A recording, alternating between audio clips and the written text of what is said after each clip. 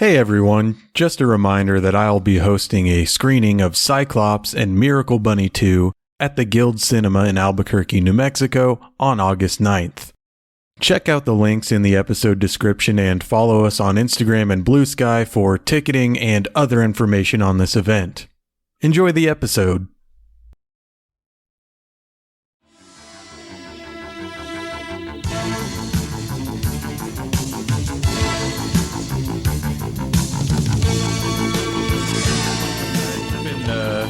Watching you rewatch the Rocky movies from afar on Letterboxd, and it reminded me of, like, I looked at the last time I watched Rocky and I gave it a 3, and I was like, man, that seems really low. I must have been having a bad week.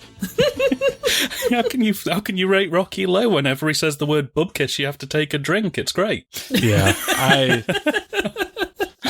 like every single Rocky movie to some degree. I know most people hate the 5th one. I actually really like Rocky 5. Not a popular opinion, but I think it has some really good stuff in it. You know, I will say any this. issue with that. That's awesome. It's you can find goodness in it. Sorry, if you can find goodness in it, that's great, though. Yeah. Absolutely. I mean, to be honest, I still need to recatch Rocky 5 again, because I sort of went, okay, we'll watch up to Rocky 4, and then we'll see how we feel. And my partner was like, I think now is a good time to jump off. Rocky declaring world peace is probably about as good as this is going to get. I can't see it's going any better than this. And I was like, you know what, fair enough. So I may take you up on a rewatch of Rocky 5 and see whether it's actually changed. Because it's probably been about 20, 25 years since I've watched Rocky 5, in fairness. It's been a very long time. I mean, it's not amazing, but I do think that one of Burgess Meredith's best scenes is in that movie, even though his character died like 2 movies before that. But yeah, I mean, if you have attachment to the characters, which it kind of sounds like you do, you grew up watching them, it's like, his little flashback speech in that can hit you pretty hard. It's good stuff. Nice. Oh yeah, absolutely. It sent me down a bit of a path, really, looking at the alternate scripts for Rocky 5 that came out, because I know they were planning one in the 90s that was supposed to be something like Rocky running a community centre, and it got canned for 2 reasons. One was Sylvester Stallone got signed on to do a different film. I can't remember what it was, but it basically took him out of it. But the other was Sister Act 2 came out and had a very similar plot line. It was about Whoopi Goldberg going into a school and turning a bunch of wayward kids into singers, and basically the alternate plot of Rocky 5 was supposed to be that he becomes a teacher at a community college thing and turns a bunch of wayward kids into boxers. Wow. But can you just imagine the director of Rocky 5 walking into the producer's office? Have you fucking seen this shit? Holding up a copy of Sister Act 2. The producer turns around and goes, oh shit, shred everything. You just start throwing papers out of windows, and it made the Wall Street Stock Exchange crash look like Chitty Chitty Bang Bang. It was quite remarkable, really. I should say on my end, I actually have seen quite a few things. They have a film fest here locally, and so it's nothing you've probably ever heard of. Right. But I caught at least one film a day, basically the entire week. So there was some really good stuff. There's one you guys would actually probably like called "Film is Dead, Long Live Film," and it's kind of the history of film preservation. Yeah, I would greatly enjoy that. It's on the Film Fest circuit right now, but I think they're working on trying to get a distribution deal with it. But it was fantastic. Like, they talked to all these guys that collected them back when it was kind of illegal to do so. Mm-hmm. And kind of the work of how it was like more for them, and then how it became a thing about sharing it and preserving those films, and not just films, but like home movies and old commercials and things like that. Yeah, speaking my language.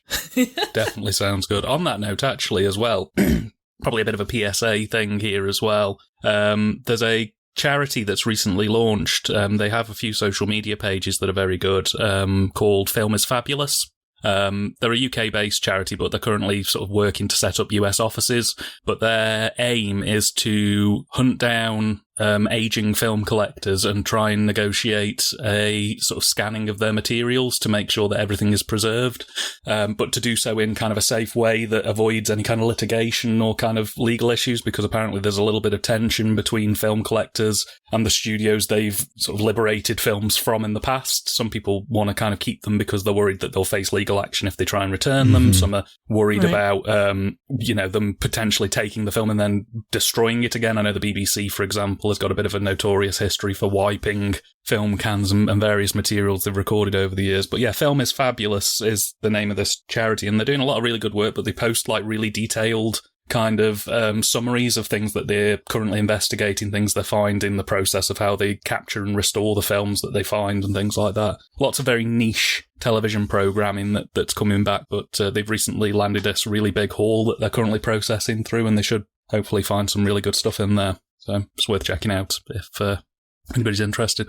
Yeah, I was not that long ago watching a film from I wish I could remember which one it was, but the only way to access it was through some sort of British film archive on their computers while you're at their location. So the only version of it that anyone outside of the UK can watch is someone going to that archive and filming it with their phone. Wow. And it's just so infuriating. Why do absolutely. archives have to be this way? This is the thing. I mean, there's there's a famous one in Japan that has an archive that preserves video games and anime. And due to legal issues in Japan, they can't show anything they find. So they basically find it, preserve it, and then it goes in a box and disappears. And the only thing they can say is, yep, it's safe. Yep. That's it. Isn't that kind of the way with, is it Toei? Not Toei. Like Toho? Yeah, Toho. Like, I know a lot of their stuff, they get very litigious very quickly. Yes, and this has been sort of a recurring theme that comes up a lot on this podcast is that, and it always seems to be Toho in particular, or a Japanese company, that they're very much, it's mine to do nothing with about all of their stuff, because they love to sue anyone or just actively fight against anyone trying to have this thing that they made seen by a wider audience. Well, there's a big thing with Nintendo that way too. Like, you'll always hear even like really large YouTubers that have a massive issue with like their stuff being struck down by Nintendo because this is our stuff. Yeah, it's a thing that Japanese companies have historically been very bad about.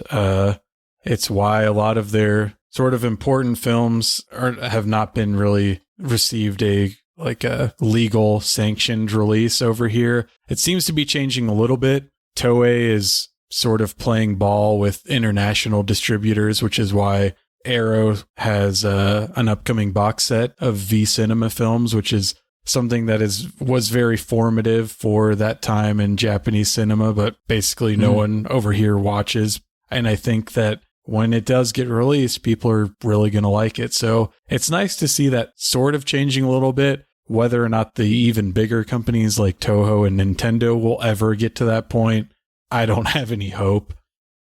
Yeah, in many ways, it seems like they're becoming sort of more restrictive, if anything, about it as time goes on. Like, there used to be a time where you could physically buy games on their virtual consoles, and nowadays you have to basically rent them through an online membership, and when that goes, you don't get access to them anymore, which is a bit bizarre, but... Yeah, no doubt.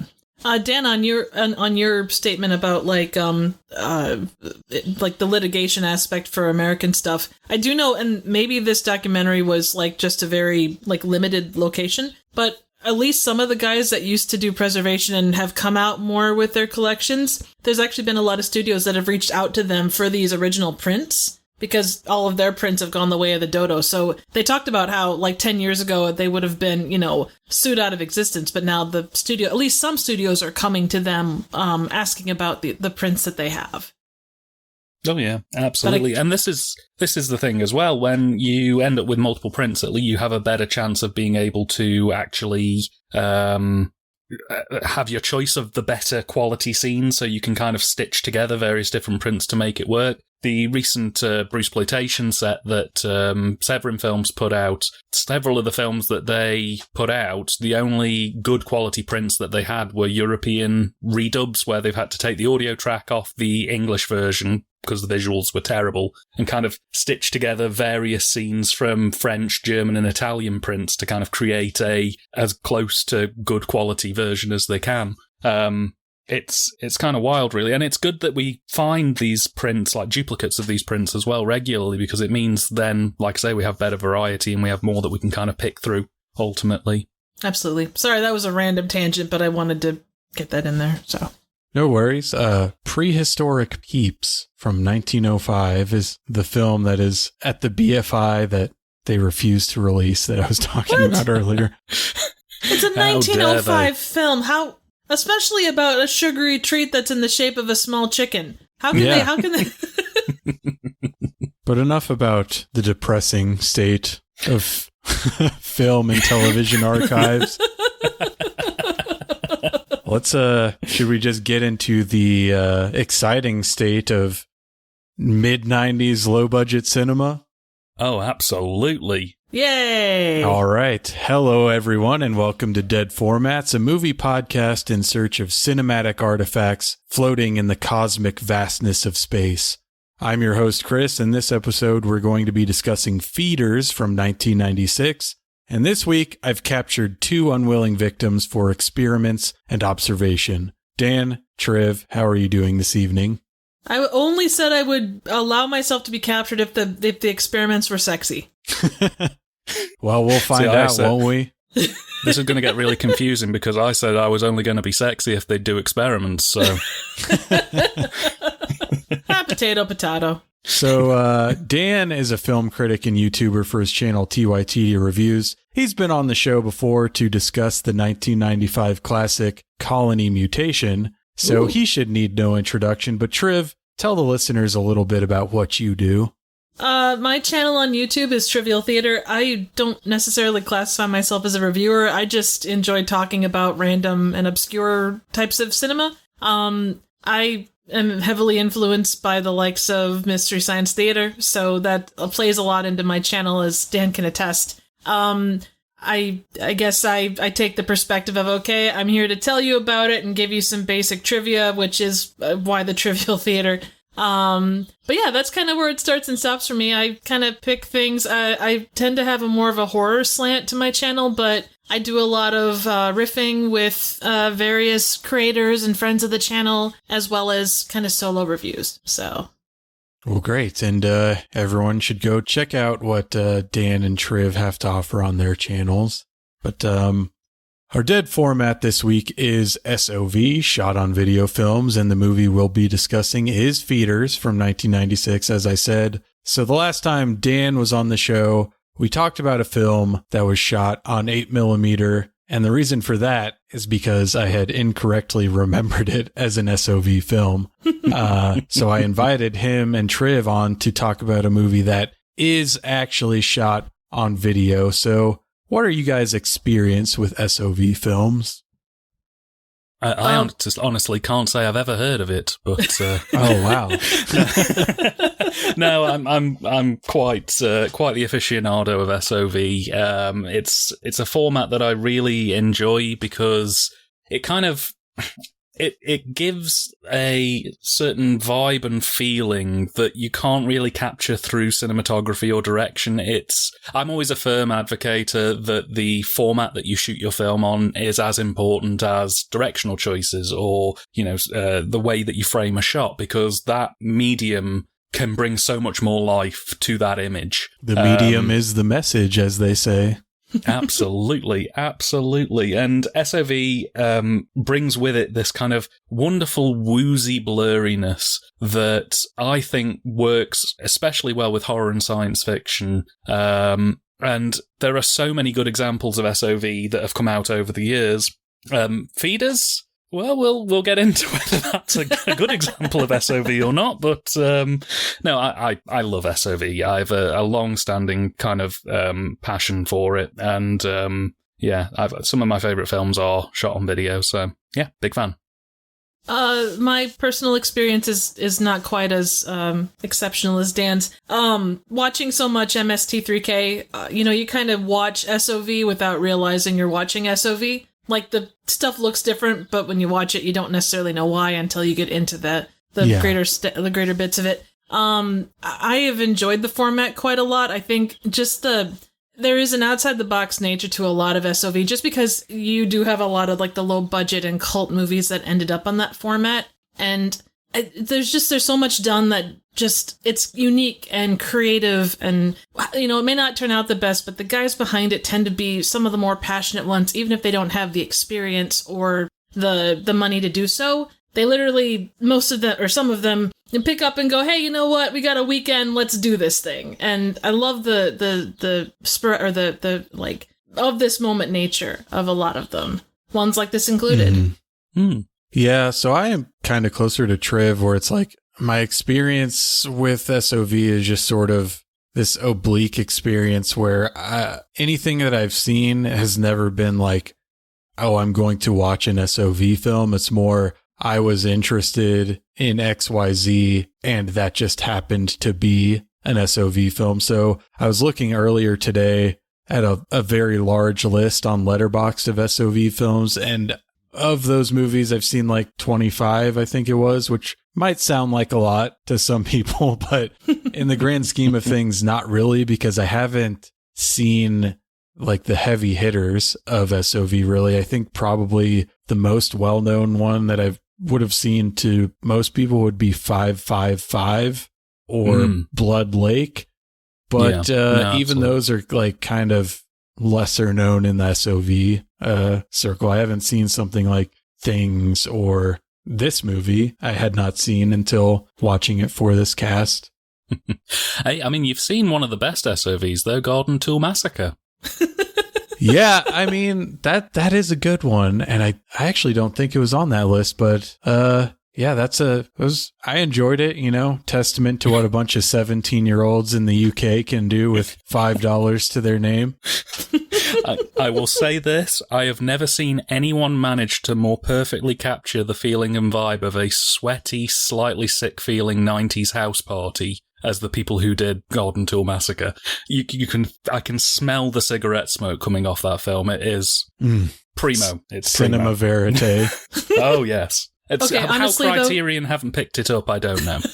Hey, not even White Glove Massive matched up to that one? Ooh, White Glove Massive. Ugh. White Glove Massive. It's got to be close. It's a trip and a half. If you ever want to watch White Glove Massive, I can hook you up. That is a contemporary SOV film, shot within the last sort of 10 years, using Digibeta, and it is an experience. Definitely an experience. But does it match up to the sweaty 90s house party? The vibe has to be close. So the problem is White Glove Massive as a sort of modern SOV is trying to capture the 90s vibe, but it's only got a budget of 20 pence and some good luck. And it's struggling to do that very, very badly. Whereas Garden Tool Massacre, it feels like they just set a camera up at a party. It doesn't feel like they planned to make it a film. It feels like they filmed a party and then went, hey, why don't we just shoot a couple of Halloween-esque sequences around that and call it a film? I will say this, though, it did inspire me to want to go and check out the director's other films. He's got one called House on Cuckoo Lane that looks quite interesting. So that one's on my wish list to hit up at some point. We'll have you back on to discuss House on Cuckoo Lane then. So I know Triv has covered Feeders on her channel, but Dan, had you seen or heard of Feeders before? I had heard of Feeders, and I watched the trailers for the first Feeders and the second one, and I realised two things very quickly. One, that I needed to see these films at some point urgently, because the trailers, they make the film look absolutely nuts, quite frankly. But also I noticed that the quality of these films, sort of picture-wise, was abysmal. So I sort of purposely held off in the hope that a boutique label might, do a higher res capture than what's currently available, because basically it looks like whatever the Polonia brothers exported Feeders and Feeders 2 out as, it looks like it was 68 pixels wide and they blew it up to 560p and then just released it. it's not a pretty film. So I was basically, I sort of watched the trailers and went, right, I'll sit on this and hopefully something good will come along. And then it never did. No. So in the last couple of days, I sat down and I went through feeders for the first time. And it was definitely a long time worth waiting for. I think I watched the trailers about 10 years ago. So yeah, it was worth the wait, I would say. And so how familiar are you guys with the Polonia Brothers filmography in general? Had you seen anything other than feeders, Triv? I think I've seen, it's one of those things where the Polonia Brothers, like, it kind of, like, melds into the background, and as soon as you see it, your brain kind of shuts down, because Polonia Brothers, they're not exactly synonymous with quality.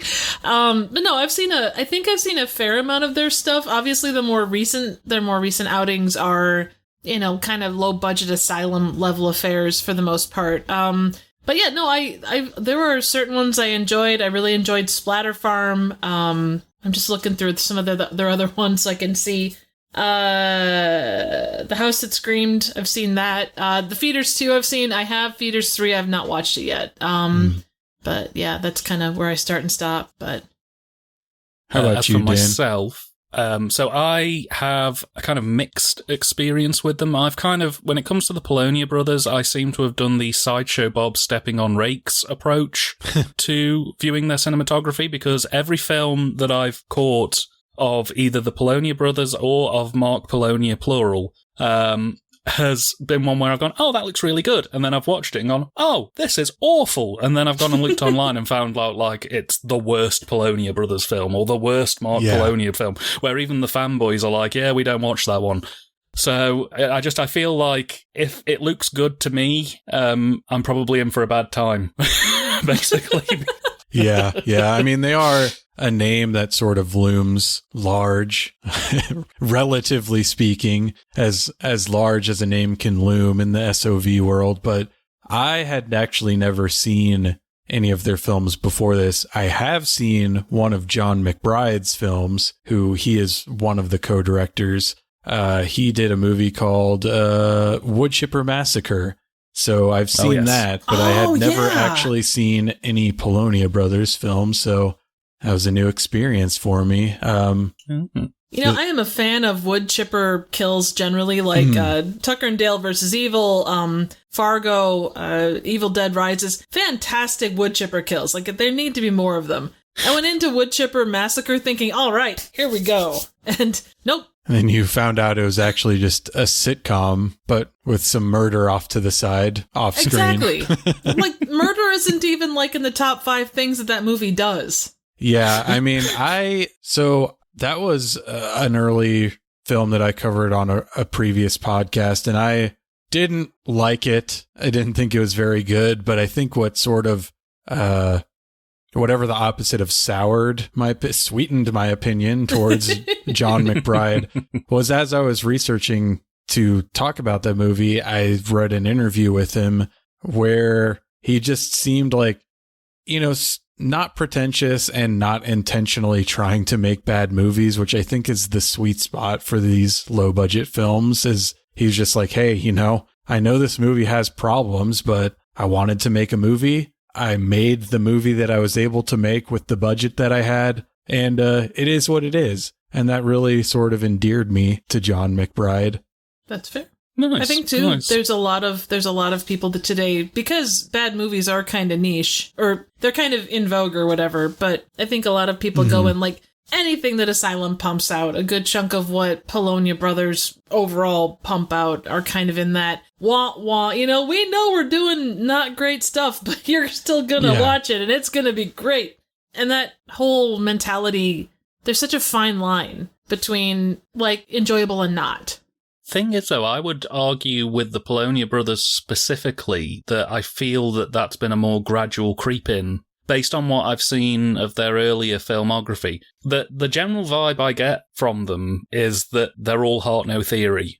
Is probably the best way to kind of sum it up. It feels like two guys who were gassing each other up to go and make a film, and then they do it and they go, right, I got this idea, okay, we'll go make it. And then it just became that cycle constantly of that being the case. And then sadly, John passed away in 2008. But it feels like Mark wanted to kind of keep going, and whether it's a mixture of just wanting to keep going for the sake of a paycheck, or whether it's keep going because this is what he thinks is what he needs to be doing right now, it kind of feels like he sort of splits his time shooting sort of gun-for-hire style films where he's just brought on as a name to kind of make the film as quickly as possible and get it out the door, alongside sort of pet projects that he seems to put his sort of heart and soul into. I think it was Bleeding Skull that's sort of described them as urgent filmmakers, which I think is a wonderful sort of phrase for it, because it's not sort of urgent in the sense of, creating urgency within the film. It's urgent as in they've got an idea and they need to get it out of them as quickly as possible, no matter how they do it.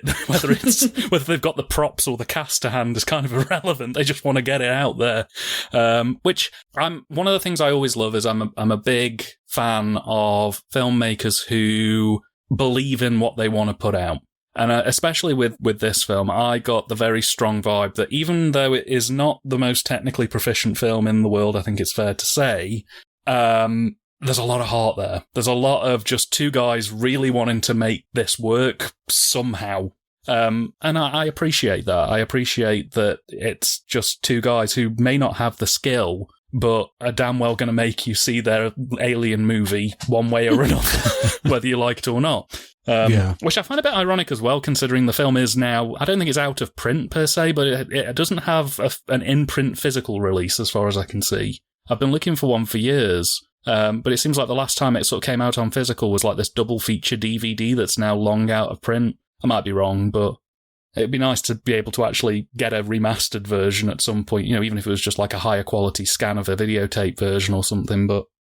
No, I mean, I have no information to the contrary that it's been released on anything within the past 10, 15 years. So, yeah, I mean, Feeders was written by Mark Polonia, directed by John and Mark Polonia and John McBride, 3 directors, and stars John Polonia and John McBride.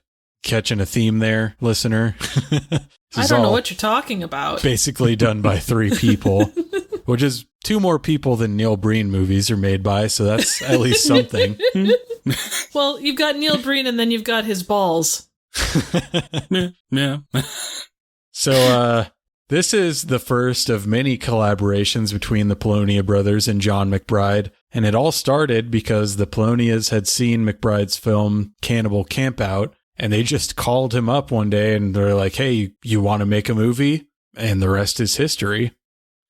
I love the idea. The way you said that then just made it sound like they'd been at the phone book all night and finally landed on him. Are you John McBride? No. Click. Are you John McBride? No. Click. Hey, my name's John Polonia. Is your name John McBride? Yes. Okay. We're making progress. Yeah. You can put the coffee away. Is your middle name Mark? Because if your name was John Mark McBride, that would be fantastic. Wow. If you can only imagine. And so this film was picked up for distribution by Blockbuster because Independence Day had just been released in theaters and they were looking for a sci-fi film to cash in on that. And shockingly, Feeders became Blockbuster's #1 independent rental for 1996. I love That's that. Kind of I wild. love that so much. That is wild. Like, it's something that could not happen today. Like, obviously you have whatever the modern version of, like, finding a random film and it coming to, like, the forefront. But this is just such a specific time and place kind of thing. No, absolutely. Absolutely. I mean, Pacific or Atlantic Rim was not the #1 rental the year Pacific Rim came out. So, I can't. It seems like these mockbusters were a big thing 10 to 15 years ago, but I think the audience is just too savvy to like sort of fall for this sort of thing anymore. No, agreed. I mean, you go on to streaming sites like Tubi nowadays and flick through the listings and you can tell very quickly which ones are, budgeted actual theatre release type films or even studio films that didn't get a cinematic release and which ones are just shot on somebody's phone, and dumped on Tubi in the sort of background. it's good that we're at that point because, you know, I think that we have had a period of time now where studios like, not to sort of pin the Asylum specifically, but studios of the Asylum's ilk have kind of just churned films out, shot them out the door and gone, there you go, that's done, full retail price if you want to watch it, and it's garbage. So I'm glad that we're kind of moving past that era and moving into studios now having to actually think about what they're putting out, for better or worse. But it's an interesting time cinematically for strange bad films, because there used to be a time where studios could get away with just getting someone in and going, just make something crap and get it out the door, we need it in 2 weeks, as long as it's got this, this and this in it, you know, we'll put it out. Full Moon did that for 30 years. Oh, yeah. I mean, look at Sterling Entertainment, another perfect example. I mean, how many Camp Blood movies can you make, realistically? Well, Sterling has got the budget to try and find out, and they're currently on like 16, so... Oh, they don't have anything on the Amityville franchise. Oh, no. No. You know, it's said that everyone on Earth knows at least one person who's made an Amityville movie at this point. The scary thing is, right, I say that now, thinking, haha, that's not true. I know someone who made an Amityville movie. Yeah, I have a mutual internet friend who made an Amityville movie, so... Now I feel left out. Well, you have to make one. Oh, God, no, that would be terrible. They already made Amityville Vibrator. You can make Amityville Terrible's Casino. Ooh, there you go. That would be... Amityville Motel Bennigan's. Amityville Cornfield. You could do a lot worse. If you travel over to Minnesota, you could finally realise the Amityville Twine Ball. That could be... I'm sure the people of Darwin would be very, very happy to cooperate. You know, they're very proud of it. Oh, they're very, very proud of it. But I don't think they'd want their twine ball slandered in any way. Like, Weird Al was kind of the height of what they wanted. Yeah. Yeah. I have been, over the past few months, like, thinking about an Amityville film that I could make. And I think I've just been toying with this idea in my head of, like, a movie called Amityville Insurance. That was... The concept is, like, one of those, like, mailer VHSs that they would send out.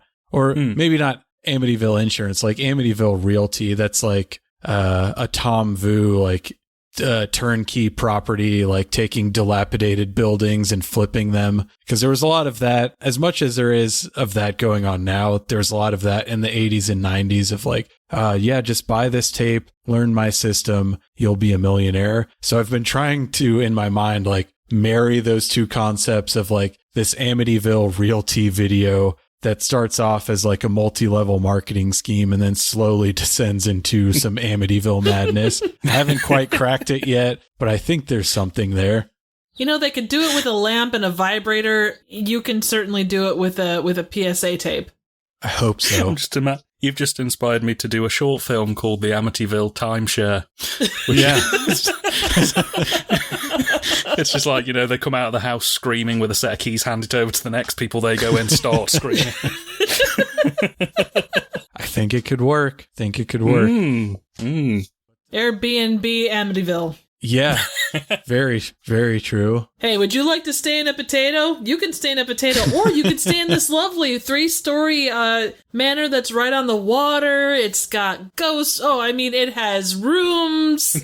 It doesn't have ghosts, we swear.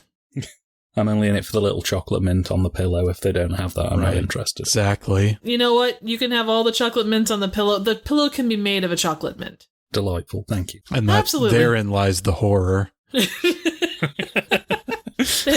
been in the bottom of someone's purse for the past like 2 months, and not just middle of summer. I was just having visions of waking up with my head half melted into the chocolate pillow, drowning in chocolate. That's not the worst way to go. Mm-hmm. Could be Betty Jane chocolate, Dan. Cadbury's only. Sorry. Ah, fair. That's fair. Oh, that'd be my preferred way to go. Tastes like shit in the U.S. So it does. I have to hook you up with some of the good stuff. Especially after your very, very nice gift, which thank you again for, by the way. Oh, you're very welcome. Yeah, I mean, it used to, when I was a kid, it was good. Like, the eggs were good. Now they're just fucking disgusting, and I would never eat one. Well, we're slowly getting the U.S., person by person, we're slowly getting the U.S. over to Cadbury, Dan via me, via whoever. So as long as it's not the middle of summer, we can make it happen. I'll cut that out so you guys can avoid tariffs. Thank you. Thank you so much. I can't afford to remortgage my house again. I must have these eggs. I was going to say, you go around Easter time and the eggs are freaking huge. Like they're hollow, but they're awesome. Oh, yeah. I've still got one for you. I need to send. Probably it'll be in the autumn now, but it's a crunchy one. So, ooh, you had me at crunchies.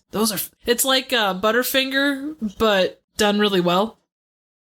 I think my notes are sparse. I usually take overly detailed notes. It's a problem that I'm trying to work on, but I think with this one, I didn't have that problem. my first note that I wrote down was, wow, the camera quality of this thing is incredible. You'll believe a HS can V. I still don't. When you said the camera quality, I thought you were talking about the amazing shutter effect they have on the amazing amount of nature shots that are in this. Oh, yeah. I mean, the one thing that blew my mind was it was really nice to see the Windows 95 screensaver again, the Starfield.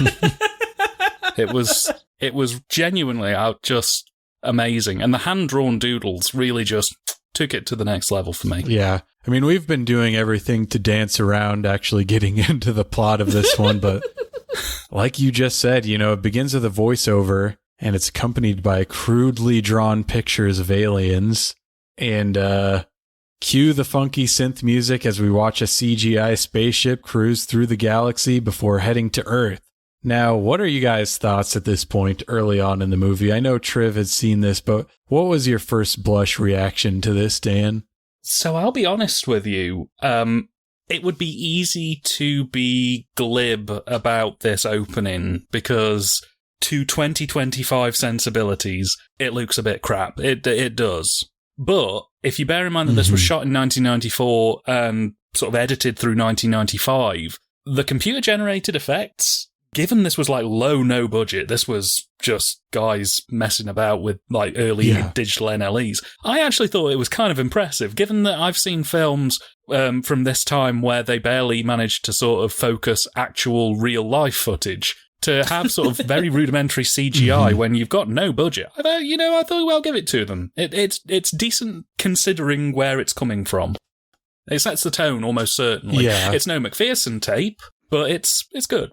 I mean, right off the bat, Feeders kind of tells you what kind of movie it's going to be. You've got this X-Files-esque narration delivered by John Polonia, who has a very regional accent, which is, it's always something you love to hear in a low-budget film. I was looking this up, and they both grew up in north central Pennsylvania, so it's not exactly a Delco accent, but it does share a lot of features, and it's definitely a marker of like, oh, this movie is from a very specific region in the U.S., which I thought really adds to the charm of it.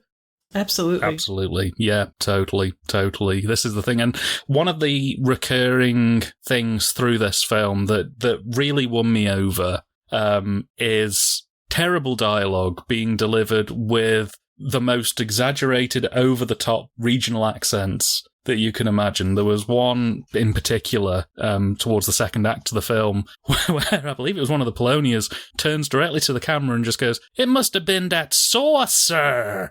And that was me then laughing for like 5 minutes solid. That was me made up. At that point, I knew I was really getting into something special. Given that the film I found was a little slow to get going. Like, it's got loads of really fun moments peppered in, but if you kind of strip it back to what the actual plot is, it's essentially just a lot of people titting about in the woods for 45 minutes. It's moments like that kept me hooked in. Just little moments where the dialogue was just read very strange. There's very interesting ways of phrasing things and people just saying and looking a bit odd in the camera. I'm not sure if that's just a Pennsylvania thing or whether it's... Well, I know someone who could probably answer that. I'll have to ask him. But I mean, it's a very hard accent to mimic unless you have grown up in that area or spent a lot of time. I find like if I try to do it, it eventually falls just into Chicago because that's something that's much more familiar to like Americans in general. So if I offend any Pennsylvania residents by attempting it later on, I'm sorry. It's very difficult. As I'm separated by an ocean, I challenge anyone to a fight if I offend them. So yeah, we'll meet in the Pacific. We'll work it out. Sounds like a good plan. There's a lady later on too. The lady with the short black hair kind of has that same very, very, very strong accent, like kind of throughout her lines. Yeah, no. But I think that's part of the heart of this. Like, again, I don't think this is a particularly technically proficient film, but the sheer heart of everybody in this film clearly wanting to be in this film, I thought was quite a nice touch. And, you know, even with that regional flair, it really helps it stand out. I think that regional horror in and of itself, or regional sci-fi, I suppose, it's sci-fi horror really, this, isn't it? Mm-hmm. I think that having that sort of regional element to it is one of the things that really helps to sell it. Yeah, I agree. So we see a Smokey the Bear sign, which lets us know we're in some sort of forest or park. We're also made privy to the date and time, July 10th, 6:45 a.m. They are very specific on their times in this movie. Yeah, and if I had had more foresight, I would have done one of those like, oh, I'll release this on July 10th and it'll be like, we're watching it as it's happening, but I didn't. So we're talking about it now. Well, if you were going to try and release it and make it as long as the actual time span is, you'd have to go almost 24 hours. So it was one of those ones where as soon as those captions popped up, and again, the captions I thought were quite well handled. Like most SOV films, you'd usually just have an in-camera kind of effect pop up with the date and time on it. So, but the fact they actually used, I don't know, maybe it was something like Video Toaster or something to generate some really nice captioning for it, I thought was a good touch. Although it did annoy me because I was thinking, oh, they're putting timings down. Maybe that'll have some significance later in the film, so I'll keep a note of all the timings and see what happens. And it just never really led to anything. They just did it because it was, I don't know. But it kept you on the edge of your seat because of it. Yeah, I guess so. So it worked in a weird, non-meaningful way. Should we put a question mark at the end of that? Yeah, I guess so. I guess so. We see a man in fishing gear grab his tackle box and head into the woods towards a stream before we're introduced to our two main characters, Derek, played by John McBride, and Bennett, played by John Polonia. They're cruising through the woods in a red Ford Mustang, having a conversation that was not ADR'd, so we have no idea what they're saying to each other. See, I thought that was intentional.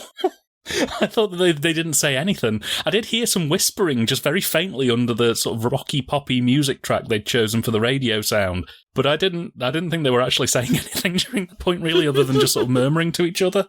Yeah, so, I mean, they may have just been like having a real life out of character conversation with each other. Who can say? We are then introduced to Park Ranger Gordon, who's patrolling the woods in his red Ford Bronco, when he sees a spaceship zipping through the sky. What the hell was that? He stops his car and gets out to take a closer look. If that doesn't beat all, a meteor. God, I hope it doesn't burn the fucking forest down. Again, that exact scene is the kind of thing I'm talking about when I say fantastic line delivery. Just it's weird because it's kind of naturalistic. I could imagine somebody saying that, but it's just the way he says it is just so unnatural compared to everything else that's going on. It's very dramatic and kind of over the top. And I was just kind of, again, that was the first sort of inkling I had where I was like, okay, so we're cooking with something here. Let's see where we go with this. If this is the tone they're going for, okay. He gets back in his Bronco and heads towards the meteor. Meanwhile, the spaceship makes a brief stop to beam down a couple of its passengers. And how would you guys describe these aliens? Like Play-Doh gone awry, I think, and a little bit of latex around the sides of it, and I don't know, coat hanger hands maybe? Like they're the most rudimentary puppets you'll ever probably see. They kind of reminded me of the aliens from The Day Time Ended, but without the stop motion element. Like if you'd just taken the sort of clay model of the aliens from The Day That Time Ended and just sort of shook it in front of the camera and made gurgling noises. That is one thing. The sounds that they make are just probably my favorite thing about this movie. Yeah. Like, it's like someone drank way too much soda and just belched consistently into the mic. Does not go at all with the way that these aliens look. I'll say that the alien look in this, one word, iconic. I think oh yeah, it's super shitty, but also amazing at the same time. I love the little aliens in this movie. Oh yeah, no, agreed. I don't think for a second you would ever mistake them for aliens from a different film. No. They definitely other than The Day Time Ended. Well, yeah. I mean, they could be the same species. No, distinct. They are very distinct. I mean, another one that they kind of reminded me a little bit of, although they aren't aliens in the film, is the creatures from Attack of the Beast creatures.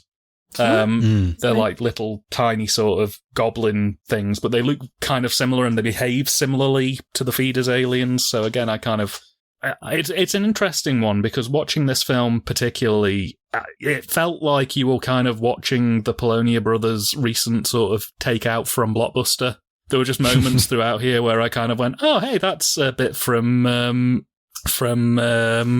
Things, or hey, that's a bit from The Deadly Spawn, or this is a bit from Attack of the Beast creatures, or you know, they didn't do it a lot, but it seemed like there were just moments where you could kind of go, oh, that's from this film, and you just realise that maybe they rented it like a week ago and went, hey, we should do that in our film. Yeah, they had also two very distinct like designs. Yes. There was kind of the bubble-headed one, and then there was like the flat-headed one. And I kind of wondered if that was like, did they look different if someone like had their hand inside of it, or like, because I did notice that, Triv, that there are very two distinct looks, but I was wondering if that was a stylistic choice or like they looked a puppetry choice. I wasn't sure. Same. At this point, it honestly wouldn't surprise me if one of the Polonia brothers just sat on one and they were like, we'll roll with it. Oh, that must have been the one that they kept crushing its head with rocks. It makes sense now. Also, the jiggle factor on these aliens across the board when they're excited is just chef's kiss. Yeah. Oh, agreed. Love these guys. I will say that that's the sole reason I chose to watch this. Is like, I just saw a still of them and I was like, I love that. I love those aliens. But yeah, those aliens, as Triv was saying, start making some wretched pig squealing noises and head into the woods. Provides a nice contrast to like what I will say is like a pretty cute alien design to making like a terrible fucking noise. And as Ranger Gordon is in pursuit of the quote unquote meteor, he notices a second spaceship in the sky, or possibly it's the same one he saw earlier, but it's changed directions. I wasn't really sure. And he says, Damn it, another one. I knew this was going to be a bad day. I guess I'll follow the first one. It'll start a fire before the other one anyway. Damn. I don't know whether for Pennsylvania that's an overstatement or an understatement. It's just right. It's like Baby Bear, or it's like the Baby Bear porridge. It's just right. I knew this was going to be a bad day. The apocalypse, basically, is just great. Again, like for the majority of this opening scene, the park ranger was probably one of my favourite characters, just because of how downplayed everything was and how kind of simultaneously downplayed the dialogue was, but dramatic was the delivery. What was funny to me about this guy in particular is that in the opening credits, this guy gets the and Gary LeBlanc as Ranger Gordon. So I was like, okay, well, maybe this guy is like a legitimate actor. Maybe he's known. No, he's been in 3 movies, all directed by the Polonias. So it's maybe he was their chief financier. Yeah, that could be. Although chief Uncle. financier in this case is like someone that gave them $5. So it's like, Hey, Do you know how many alien props we can build with this? This is serious money. We've got to get Uncle especially Gary in the back early on. 90s. yeah, that's like $100 now with inflation. Oh, yeah. Well, that was how they managed to get the money for Theaters 3, so... Oh, yeah. Well, if Feeders 2 is anything to judge by for Feeders 3, half of the footage from Feeders, the original Feeders, will be in Feeders 2, and then half of that stuff from Feeders 1 and 2 will be in 3. Fabulous. Sign me up. So these two aliens are scampering through the woods. To what purpose? We don't know yet, but surely they're looking for something to feed on. And How'd you get that idea? I don't, I'm a bit of a cinephile, so you start to see patterns. I had to listen to the commentary 3 times to pick that up. You guys are so lucky. Yeah. Man. Derek and Bennett have pulled over on the side of the road so that Derek can take pictures of an information kiosk in the park. We find out that they're on a cross-country road trip headed for the East Coast in pursuit of babes in bikinis, and they get back in the car and head into town to gas up. It was a very nice scene, that was. I think it's good for character building, but given that these two are supposed to be like best buds, they felt like the least best buddiest best buds. Yeah. I mean, best buds could have many definitions. You know, guy I met 5 miles ago who promised to pay for gas, lifelong buddies since the day they were born. You know, it's all semantics. Yeah. He's also talking about like how, we need to get to the Atlantic Ocean, and it's like that's not, I don't think anyone would ever say that in America. It would be like, I need to get to XYZ beach or this city. No one sets out on a road trip to go to the Atlantic Ocean. I don't think anybody from England would say that either, in fairness. 9:22 a.m., Derek and Bennett stop at a local landmark known as Devon's Crossing that was apparently destroyed when a nearby dam broke. We get a nice montage of Derek snapping photographs to the tune of a legally distinct version of the Peanuts theme, and Derek runs out of film, and once again, they get back into their car and head into town for gas. As you do. Lovingly demented is probably the way I would describe this film up to this point. As the two discuss their plans to camp out in the woods, they overhear reports of a meteorite nearby on the car radio. It's all a bunch of horse shit. These people watch too much television. Yeah. The Outer Limits. Good one. Ranger Gordon is trouncing through the woods, mumbling to himself, looking for the meteor. All the while, the aliens are breaking into his Bronco, and when he returns to his vehicle, one of the aliens stuns him with what appears to be a car antenna. The aliens begin to feed on the body of Ranger Gordon.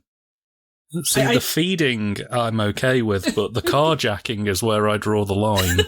Especially on a classic Bronco. My goodness. Exactly. Yeah, you could get some serious money for that car these days. Oh, yeah. Oh, yeah. Oh, yeah. I will say the way that they have the aliens, like, feast on Ranger Gordon, I think it's one of, like, it's such a, like, it's so goofy, but it's done so seriously. It's not played for humor. It works really well.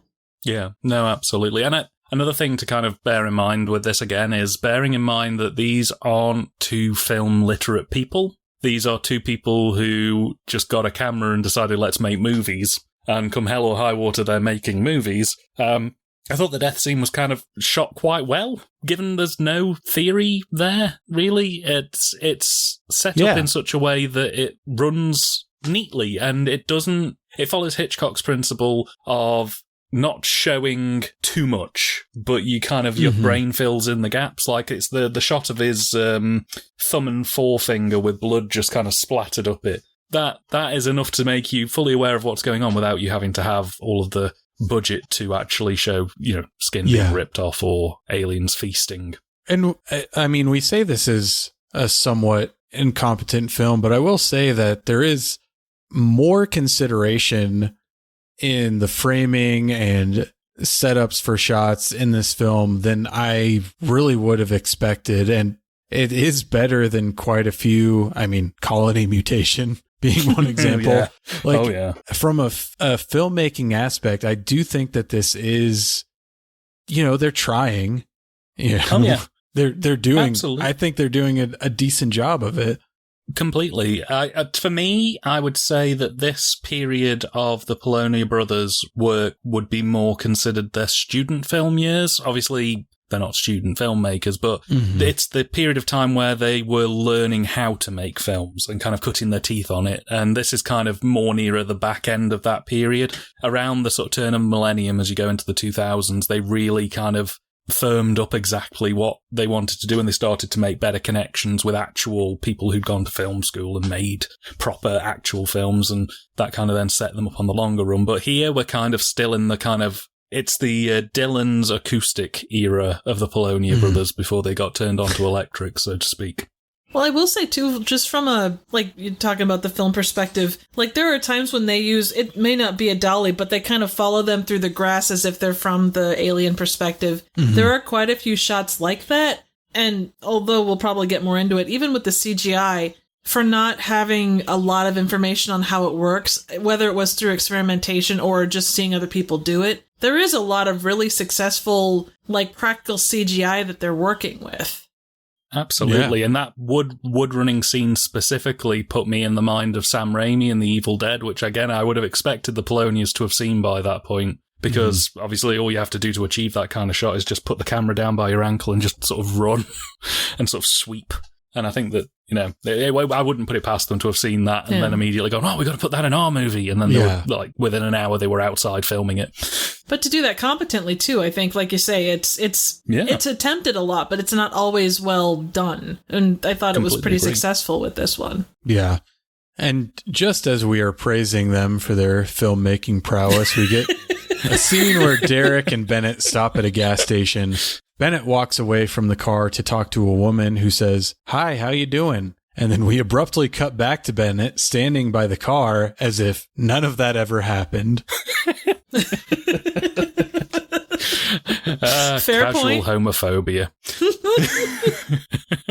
Yeah, it was, that was a good scene. I mean, I enjoyed it. It is a highlight of the non-woods-based scenes, for sure. Definitely. And given that the film is sort of 60% wood scenes, 25% sort of spooky house scenes, it's decent. To be honest, I like these characters. I think that they reminded me a lot, and I think Triv will understand what I mean when I say this. They reminded me a lot of the characters from Things. Oh, yeah. And as Feeders goes on, it slowly kind of turns into a sort of Diet Coke version of Things, in the sense of it puts holes in your brain because of the artificial sweetener. You mean non-Canadian version, right? Yes. In the sense of Things itself is a film about 2 or 3 guys who just go to a cabin to drink some beers and all hell breaks loose, and then that's kind of the rest of the film is just them exploring the house and all of the weirdness that's going on. And I love Things, and Feeders gets very close to doing just that. And especially with the dialogue choices, Things is kind of renowned for having some very, very interesting dialogue. Just weird lines delivered bizarrely, and Feeders again was very much reminding me of that. And these two guys have very similar vibes to Barry J. Gillis's character and his brother in Things. So again, I kind of connected quite nicely into this one. We meet back up with the fisherman as he is stalked by a feeder. One of the aliens steals the fisherman's catch for the day, but it isn't satisfied, and so it attacks the fisherman, who stumbles out of the woods and right into the path of Derek and Bennett's car. They clip him. "Little man," the fisherman keeps muttering, and Derek and Bennett aggressively pick him up and throw him into the back of their car so they can get him to a doctor's office. Isn't that the right way to do it, though? You move the person as much as humanly possible? Yeah, you manipulate their spine as much as you can, is what you want to do. If you can sort of get your hands around their neck, just jolting it back and forth as hard as possible is a guaranteed way to fix the problem. They left his hat behind, too, which is a sad thing, because that was a pretty great hat. It was. I'm sure that the 3 directors of this movie agree with you, Triv, because they linger quite a bit on that hat. Also, for the amount of time that this was shot, like, not that it was a legitimate stunt, but it does take a little bit to make that edit work with the guy hitting the car. Not bad, all things considered. Back in town, they continue to roughhouse the injured fisherman at a doctor's office, and the doctor says that the man is dead. Them getting him onto the table was very funny to me with how rough they are, like spinning him around and turning him over. It was good stuff. Genuinely on the notes that I made whilst I was watching the film, at first I wrote, oh, that's a good joke about him saying he's dead. And then when I realised, oh no, he's actually dead, I wrote another note immediately below it going, what do you mean he's dead? He's still breathing. You can clearly still see his chest going up and down. Well, there's a reason for that that's seen later. Perhaps.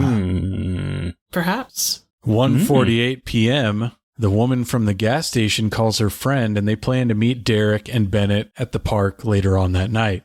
One of the women is the daughter of Ranger Gordon, and wouldn't you know it, her house is being invaded by feeders. I do love as well that they kind of side alley the film into a sort of border kitchen sink piece.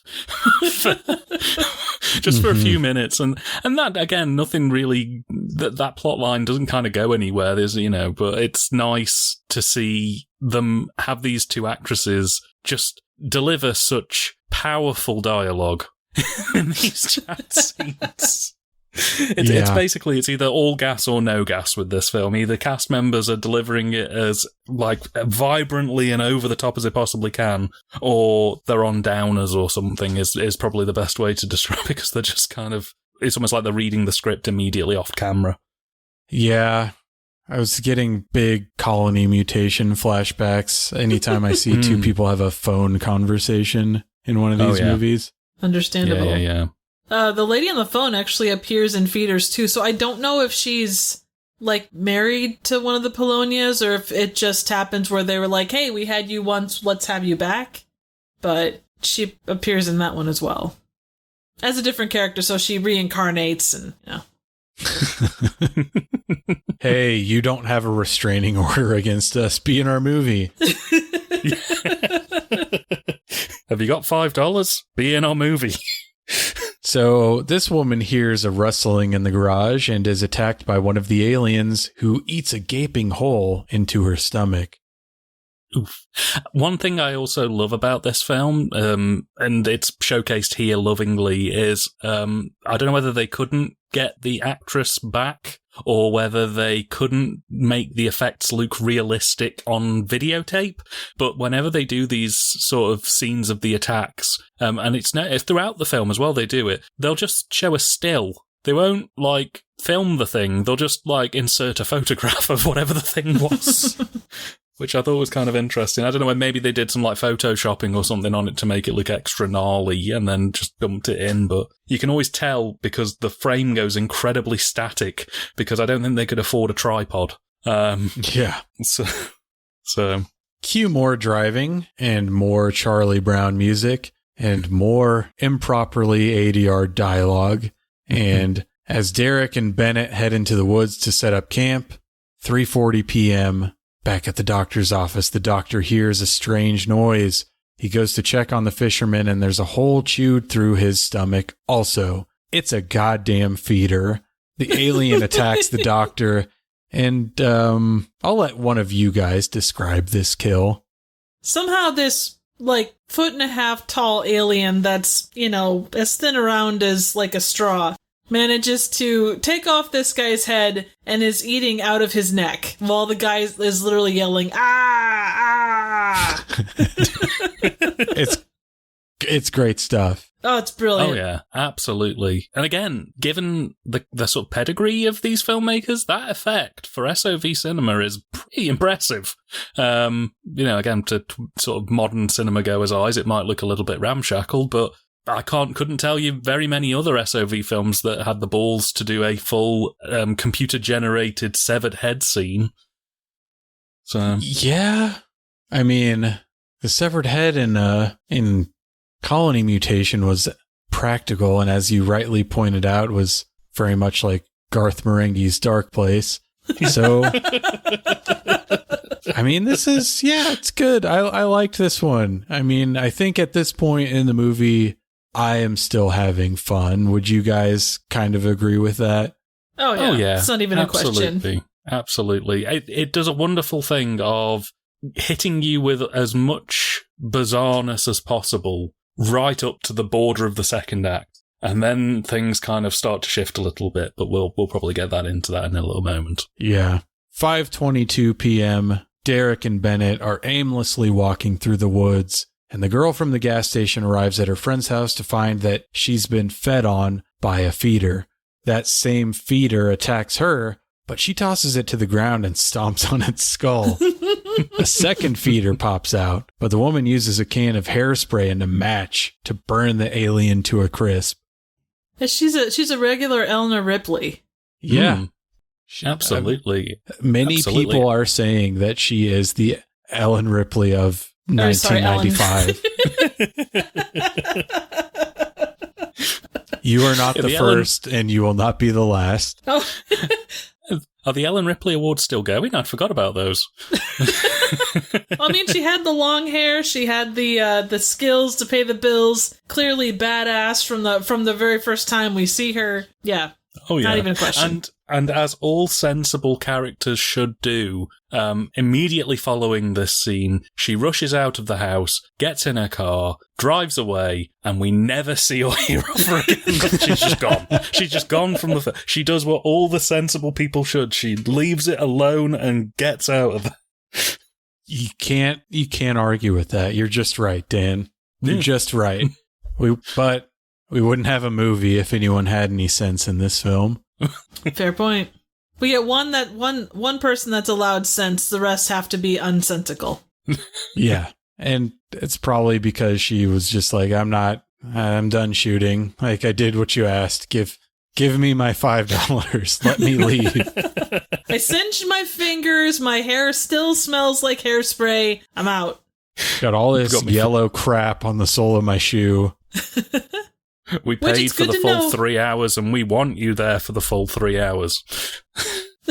It is good to know what is inside of aliens. It's not sugar and spice. It's not, what is it? What's inside boys? Anyway, whatever's slime inside and boys. Snails and puppy dog tails. That's right. So it's not that. It's not sugar and spice. It's yellow goo. It's the yellow goo from Phantasm. That or banana pudding. So Derek and Bennett see a UFO fly through the sky while camping and decide to get the hell out of there. But wouldn't you know it, their car won't start. They decide, based on nothing, that it must have been the saucer that broke their car. And they run through the woods just long enough to bring this movie up to feature length. Yay! One thing about the car, I love that they do what everyone does. Like, they lift up the hood, they look at it, and they have no idea what's going on. Well, that's because they just looked at a photograph of the engine. Yeah. It's great because it's not that the characters have no idea what's going on, it's that the people making the movie have no idea what's going on, so they can't even comment on it. They just show a static shot of the engine, and they're just like, nothing specific. It's it's not working. Like, see, this would have been a really good opportunity for them to go all Animal House and have the engine just be gone. Yeah. I think that was a little bit out their budget, though. Yeah, fair point. It was around the time that they were both wandering aimlessly in the woods that I decided for no real reason that this film now takes place in the Earthbound universe, just purely for my own amusement. Yeah, so it's in Phantasm, Earthbound, Aliens. This is tying all of these together in a shared universe. It's going to end up being like the Saint Elsewhere thing all over again. Yeah, the Tommy Westfall. Yeah. 7:48 p.m. Derek and Bennett discover a human head in the woods. It's been skinned, The brain is oozing all over the place. They see the spaceship fly overhead yet again and deduce that the Earth is being invaded. A feeder pops out of nowhere and spits on Derek. Bennett smashes the alien's head in with a rock.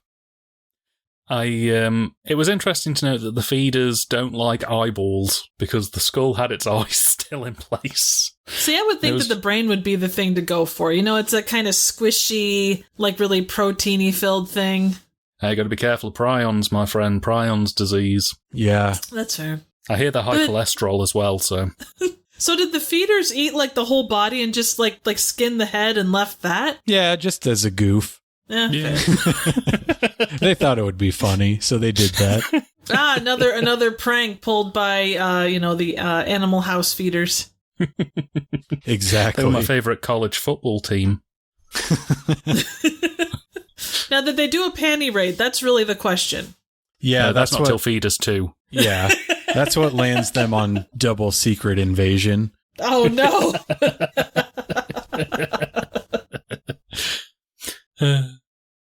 So 9:05 p.m., Derek and Bennett come upon a house in the woods. They find its inhabitants have already been murdered by the feeders, but decide to go in the house anyway. And once inside, they decide to split up and check the house to make sure that there are no lingering feeders hiding out.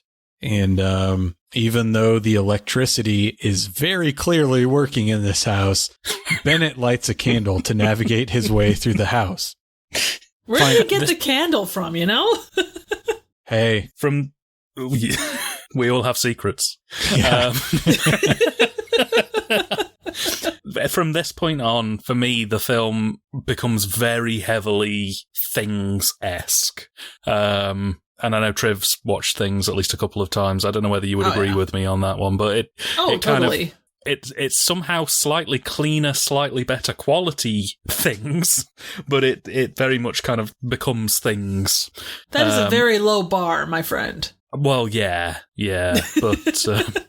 It certainly makes a lot more sense than Things, but yeah, just the notion of the kind of creepy house and all that stuff. Yeah, no, it totally fits kind of a Things model. Absolutely. I think what sets Feeders apart from Things is the fact that you have that sort of setup of the first 45 minutes of the film, sort of explaining vaguely what happens. If you ever do get around to watching Things, it's basically Feeders if the first 45 minutes was missing. If it was just two guys turn up to a house and there's randomly aliens there that just start attacking them for no reason.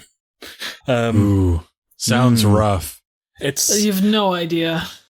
Red Letter Media put it best when they said that you are either pro Things or anti Things. There is no, middle ground. It's a very striking thing. I am pro Things personally. I don't know where Triv sits, but well, considering you own a T-shirt, multiple physical media copies of it, the soundtrack. Don't you have a hat as well on vinyl? Yeah, that's right. And a certificate signed by the director. Yep. You know what? Honestly, I enjoy it, but it's not something I can watch a lot. So I guess I'm like slightly kind of on the meh to sort of pro Things. Yeah.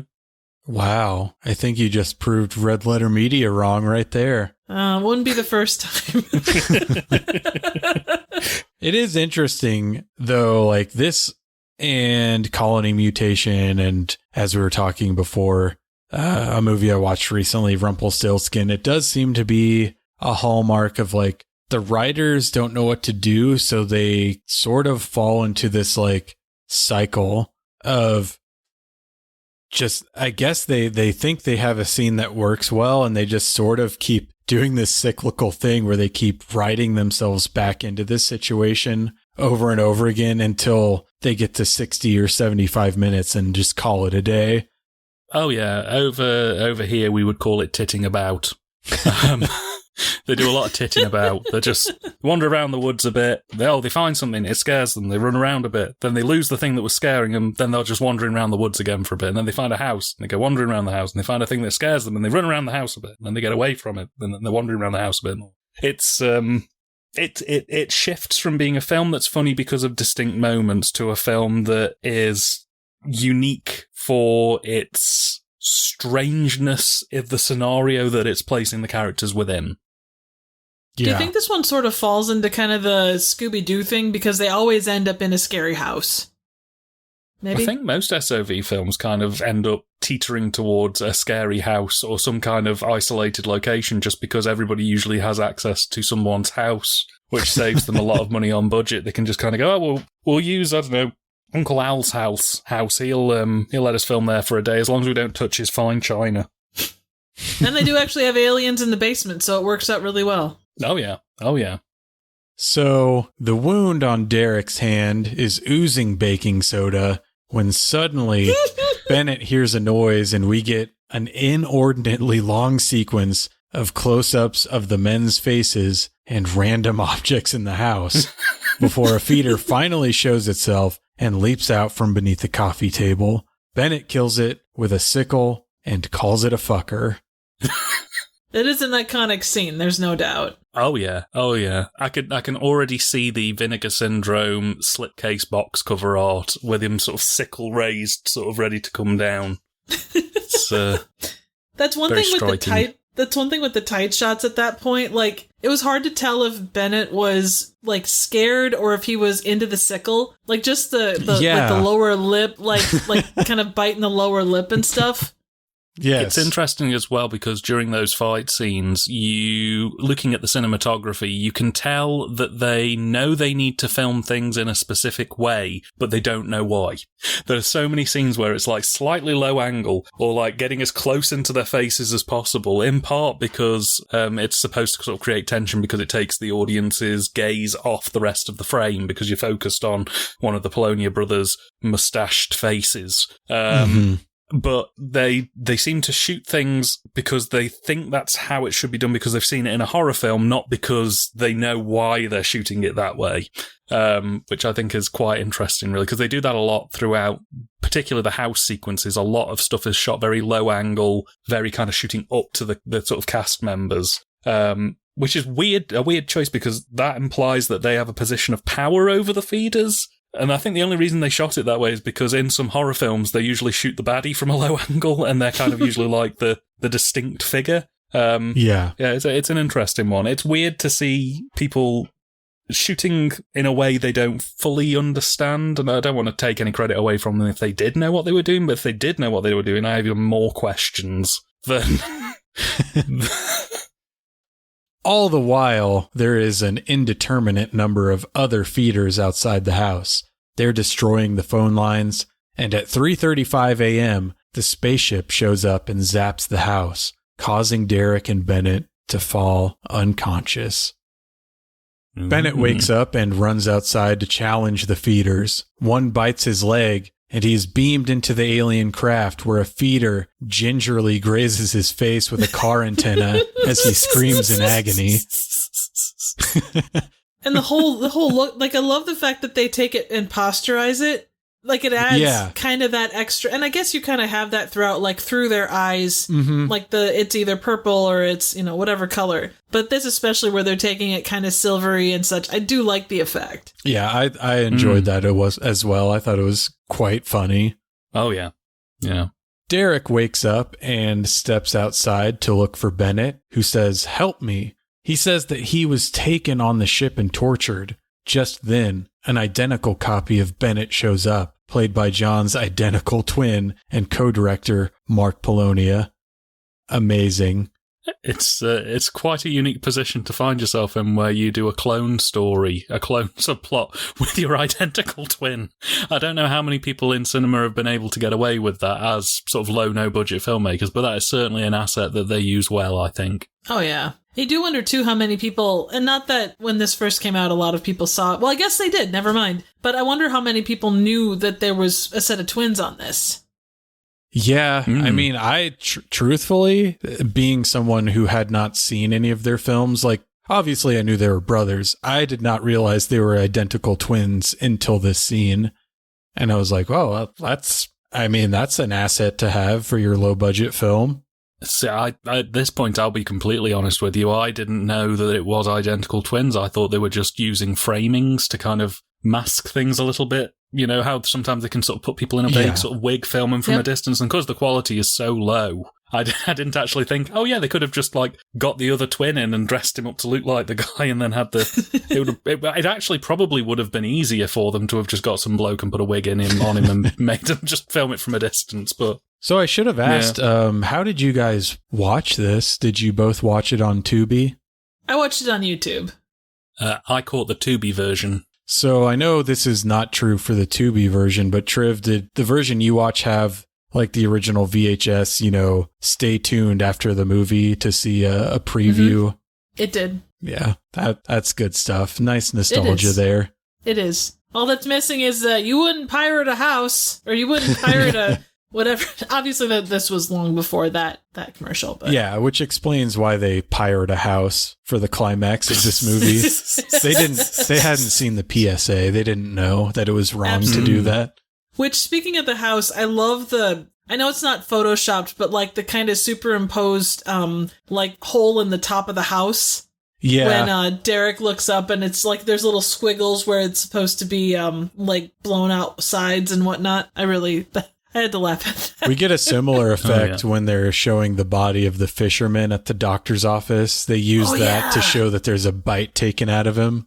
It's a nice touch. It kind of goes to show that it's not perfect, but it's cool to see them thinking outside the box and adding those little extras to it to add to the environment. Yeah, I mean, I agree. It's like, to a lesser extent, I talked about this in a previous episode about specific director Keita Memia, who just has an idea and uses whatever technology or resources he has available to him to realize that idea on screen. And I would say that the Polonia brothers and John McBride are the extremely low to no budget version of that. It's like, they had this idea. As Dan said, hell or high water, they're going to get it on the screen. Oh, yeah. Derek decides to kill one of the Bennetts. Based on what? I have no idea. Hold it. How do I know you're him? He says. And Bennett tells a story about Derek chipping his tooth in the 3rd grade that only he could possibly know. But just then, they're surrounded by feeders. Derek says that they can't win. There's too many of them. To which Bennett says, then why fight them? Uh-oh. Derek killed the wrong Bennett. Wah, wah, wah. It's bound to happen when you go in there sickle ablazing and just kill whoever you see first. It is an iconic weapon. Yeah. It's very random as well. It literally he probably would have had better odds doing eeny, meeny, miny, mo. Yeah. To quote the famous film Live and Let Die, you had a 50-50 chance and you weren't even close. Well, a better move would have been to, ask, why should I trust you that you're him before, cutting his face off with a sickle? Yeah. Well, unfortunately, they both have mustaches, so you can't tell which one's the evil twin. That is true. But otherwise, it would have been flawless. Yeah. Yep. They should have checked for birthmarks, like that Ireland-shaped birthmark that they both have on their upper arm. So Bennett has a seizure and disappears for some reason. And at 6:01 a.m., Derek is running through the streets of a suburban Pennsylvania town looking for any sort of help. We see stock footage of buildings being destroyed in a city that is clearly not the same one that Derek is currently in. And a fleet of UFOs fly towards Earth. Feeders, credits. Wow. Look how far we've come, guys. Oh man, it's been a journey. I will say the shot of Derek running down that kind of foggy street with the lights on, I thought that was really effective. It was kind of a cool set of shots. Yeah, not bad. Yeah. The word Kino is thrown around a lot these days in the cinema. But So, what are your guys' thoughts generally on Feeders? After watching Feeders, I immediately pulled up the trailer for Feeders 2, which I think is probably a good sign. In the sense of I enjoyed it so much that I immediately wanted to see where they took this in sequels. And to be honest, from looking at the trailer, Feeders 2 looks even more my bag than Feeders 1, just based purely on what I saw. For me, this is a fun film. I think that it sets everything up really nicely. It has an eccentric cast of characters and performances that can keep you really sort of invested in the film. I think it sags a little in the middle, but a lot of films do as a sort of thing, especially with low, no budget. They have to kind of find somewhere to pad the runtime out to get it to feature runtime. I get that, you know, there's going to be a certain element of titting about to get things kind of done. And it ends quite spectacularly for SOV. Like around this kind of time, SOV cinema was kind of starting to catch up a little bit to those lower budgeted studio things. You had things like J.R. Bookwalter's Ozone, which was quite well handled for the time. I think that was 94. And from here, we start moving into the more sort of digibaited, you know, digital video sort of side of things where things really started to take up a little bit. But yeah, I thought it was very well handled. I thought it had some very interesting ideas. And for me, I think, and I mentioned this at the top of the podcast, the sincerity and genuineness of this film, the sort of the meaning behind it from the filmmakers speaks louder than the script itself. You get the feeling that regardless of what this film would have been, the heart would have been there because it's clearly made by two people who weren't in it so much for sort of claiming the fame of it. They just wanted to make movies, from the sounds of things, at least from what I can see. So yeah, I enjoyed it. I thought it was really good. And I think that the sequel at Christmas will almost certainly be a must-watch for me. I first time I saw this, I really enjoyed it, so much so that I went on to review it, and I don't do that with a lot of the stuff that I just watch casually.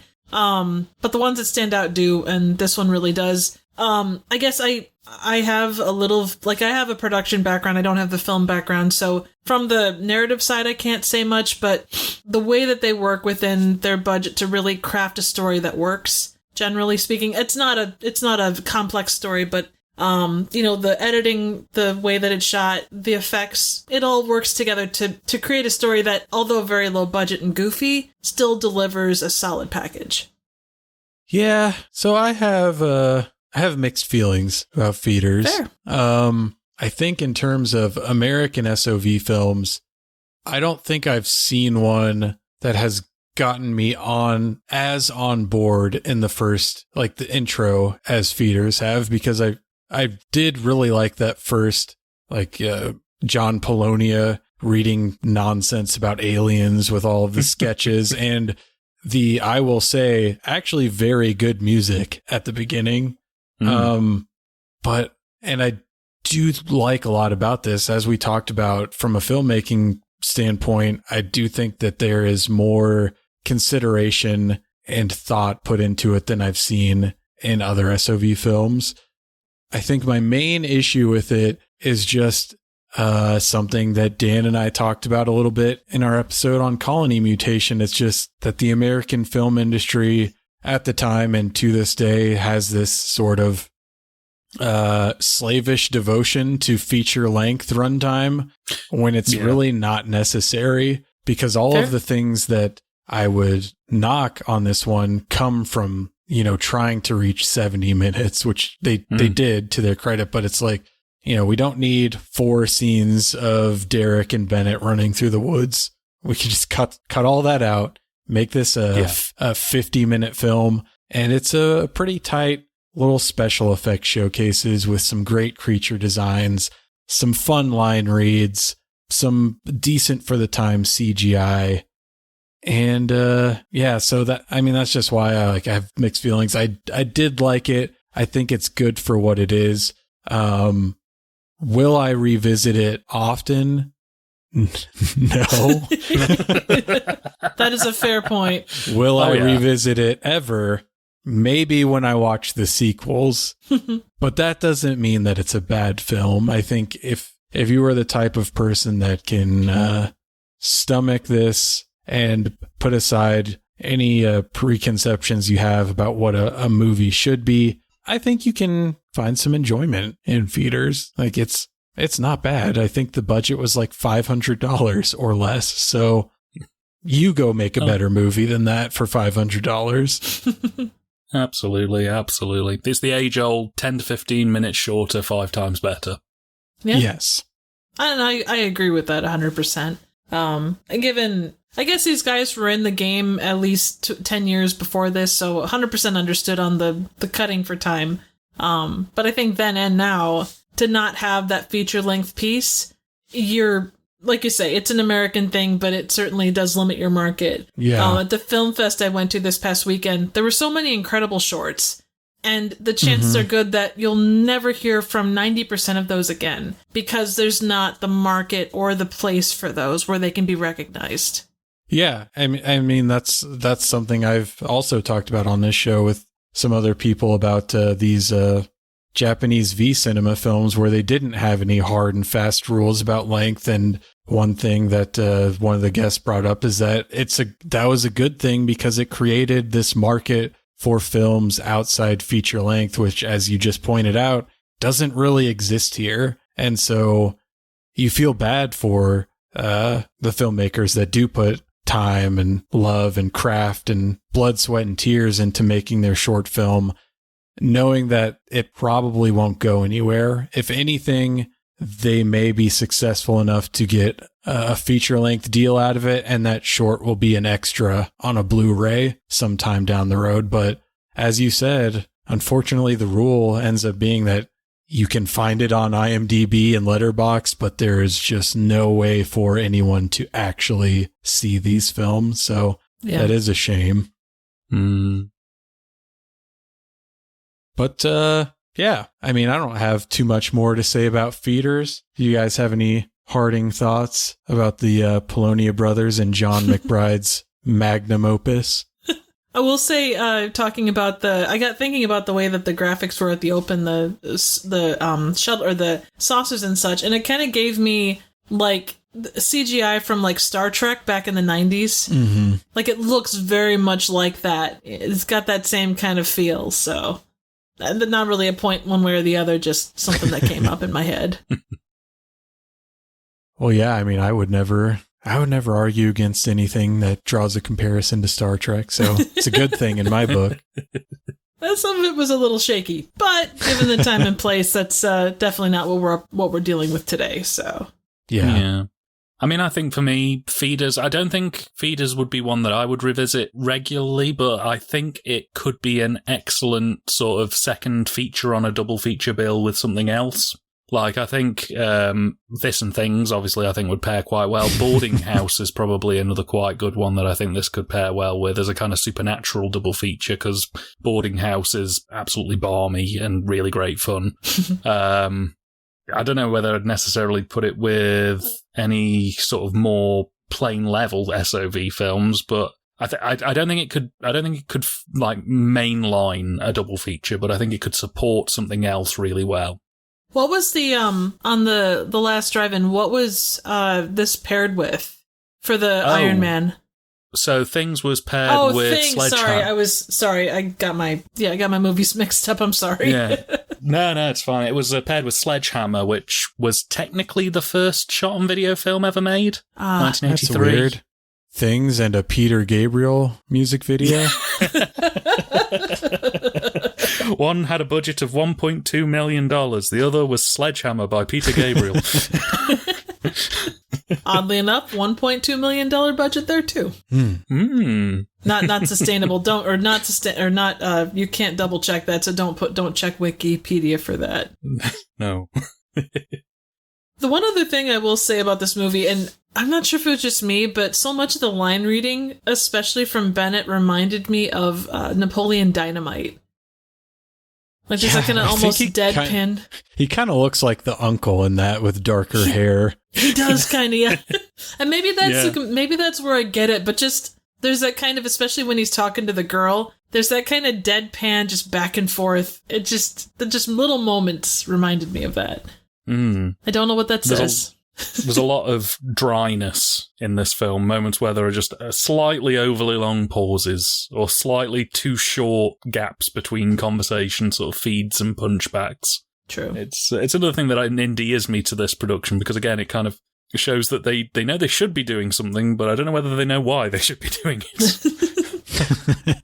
Yeah. Well, for as dry as the dialogue was, the ground wasn't. My God, that one puddle that they go through, it's like 10 feet deep going to the hospital. I think that was what sent the fisherman over the edge. I think that's what killed him. He made it almost all the way there, but they just had to drive through that pothole.